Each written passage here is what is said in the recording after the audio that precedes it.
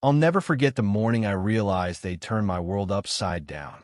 The sun was just creeping over the hills, warming the back of my neck as I walked through my vineyard, boots crunching on the dry dirt, the air thick with that sweet, earthy smell of grapes ready to ripen.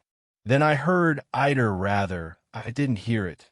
The soft hiss of my irrigation lines, gone silent, like someone had flipped a switch on my life's work.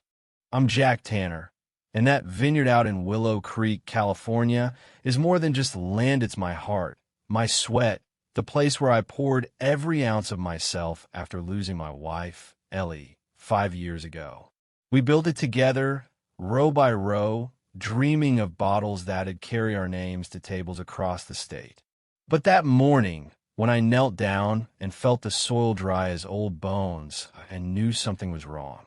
I checked the drip lines, the pump, the valve box.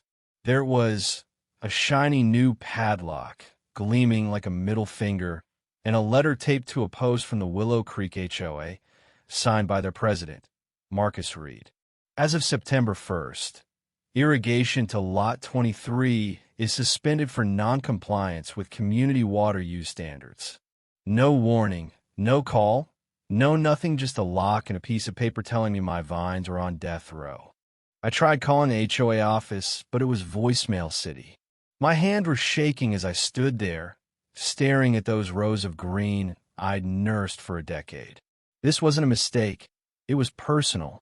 I'd always played by their rules, mowed my lawn to their exact inch, painted my shed their approved shade of rustic taupe, even paid a $400 fine for a mailbox they said was too reflective. But cutting off my water? That was war. By day 3, the vines were curling, the grapes shriveling like they were giving up. I could feel Ellie's dream slipping through my fingers, and I wasn't about to let it go without a fight. I drove to the HOA office, a sterile little box next to a smoothie shop, and found their clerk, Karen, staring at her computer like it held the secrets of the universe. Jack Tanner, Lot 23, I said, keeping my voice steady. Why's my water off? She barely looked up. Board decision, Marcus signed it. Bylaw violation. I leaned in. What violation? I haven't changed a damn thing in years. She shrugged like my life was just another Tuesday. File a grievance. Board meets in 2 weeks. 2 weeks. My vineyard would be toast by then. I walked out, fury burning in my chest, knowing this wasn't about bylaws, it was about Marcus Reed, a slick-talking real estate guy who'd been eyeing my land for his luxury community vision ever since he moved here. See, 2 years back, Marcus and his buddies at Crestview Developments offered me a fat check to sell my 5 acres for their eco-resort pipe dream. I told them not politely at first. This land was Ellie's legacy, our legacy, and no amount of money could replace that. After I turned them down, the HOA started nitpicking. My fence was too tall, my compost pile was unsightly, my tractor was too loud. I'd ignored it, thinking they'd tire out. But this water stunt? This was their end game, and I wasn't going down easy. I started digging literally and figuratively. I checked every HOA document, every bylaw, every email I'd ever gotten from them. Tucked in the fine print was some vague rule about excessive water use during drought conditions, but it only applied to ornamental gardens, not agricultural lots like mine. I sent emails, left voicemails, even hand-delivered a letter with my irrigation logs. Crickets. Meanwhile, my vines were turning yellow, the grapes shrinking into sad little pellets. My neighbor, Rosa, who grows strawberries down the road, dropped a bombshell one evening over coffee. Heard Marcus at the last HOA meeting, she said, stirring her mug. He called your vineyard an eyesore and said it's tanking their property values. They want you gone, Jack. That's when it clicked. Marcus wasn't just enforcing rules, she was trying to starve me out, make me sell cheap so he could pave over my vines for condos. I started documenting everything. Photos of the wilting leaves, soil moisture readings, timestamps on every ignored email. I called a friend at the county water board, Sarah, who confirmed my suspicions. Jack, there's a complaint on file saying you're siphoning emergency reserves. It's B-Sire lines, not even connected to those pipes. Marcus signed it. I could have punched a wall, but instead, I got smarter. I wasn't just fighting for my grapes. I was fighting for my home. Then came the game changer. My son, Nate, who works in supply chain up in Sacramento, called one night. Dad, you're still selling to Valley Crest Winery, right? I nodded, though he couldn't see me. Yeah, half my harvest was contracted for their Pinot Noir. Nate's voice sharpened. If you can't deliver, that's a breach of contract caused by the HOA. That's tortious interference. Valley Crest could sue their asses. I froze, then grabbed my laptop and wrote to Valley Crest Acquisitions head, Laura Bennett. I laid it all out, the cutoff, the lies, the dying vines.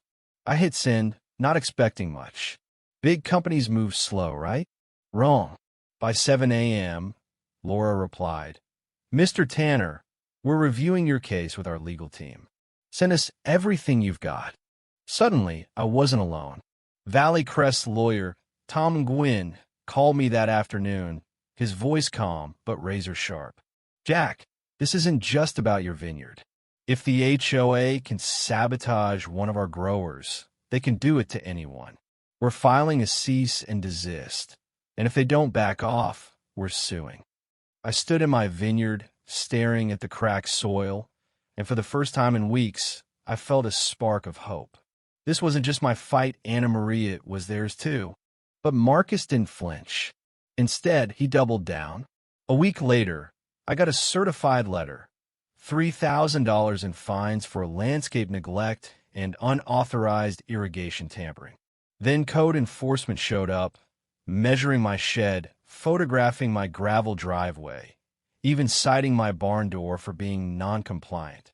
One morning, my bank called about a lien on my property for unpaid HOA fines.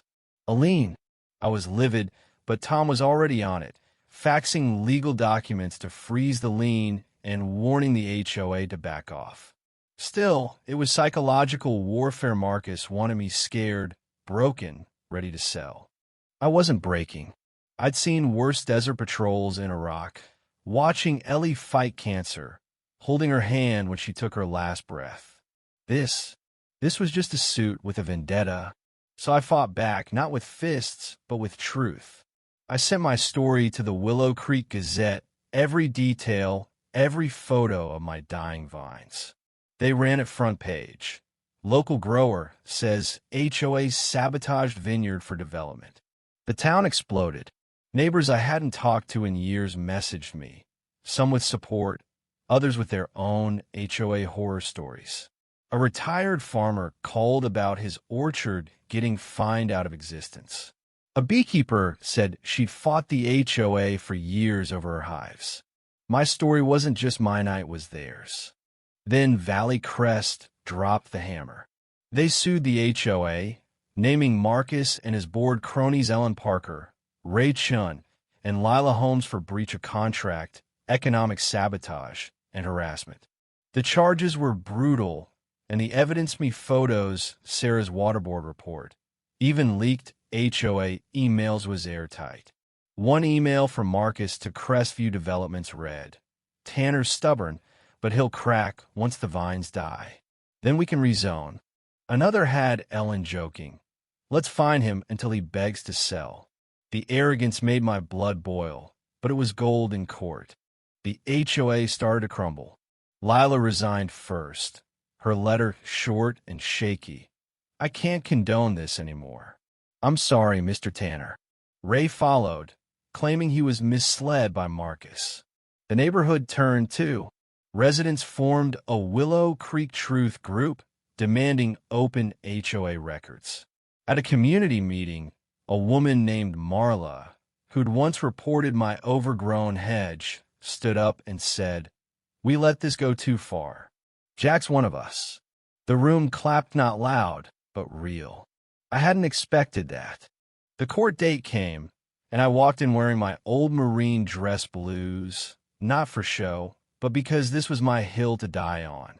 The judge, a guy I'd known from Ellie's city council days, listened as I laid out the truth. The vines I'd planted with her, the nights I'd spent tying canes in the frost, the way Marcus tried to erase us. Valley Crest lawyers tore into the HOA, presenting emails, my loss report $90,000 in ruined grapes, $15,000 in lost orders. The judge didn't rule that day, but I saw it in his eyes. Marcus was done. The fallout was swift. Marcus resigned at 2 a.m. via a cowardly email, blaming media harassment. The HOA board dissolved, replaced by new crew-regular folks, not developers. They restored my water, dismissed the fines, and scrubbed the lien with a public apology. Valley Crest stuck by me, sending soil experts and new vines, even extending my contract. We named the new varietal Laura's Grit, a bold red with a hell of a bite. The vineyard's coming back, slowly. Neighbors helped Now Rosa with her compost, kids from the local AG club rerouting drip lines. We got a harvest festival, 2-string lights, homemade pies, kids running wild. It's messy, real, alive. But not everyone's happy. Last month, someone spray-painted sellout on my fence. I left it there a day, let it sink in, then painted over it. Healing's slow, like Ellie used to say, but it's deeper than damage. Here's the thing. This fight wasn't just about grapes. It was about standing up when someone tries to bury you under rules they wrote to break you. Marcus thought he could control me, control this town, but he forgot one thing. Roots run deeper than his schemes, deeper than his lies. I'm still here, and so's my vineyard. So what do you think? Ever had to push back against a system that felt rigged? Drop a comment, share your story. Let's talk about what it takes to stand your ground when the world wants you to fold.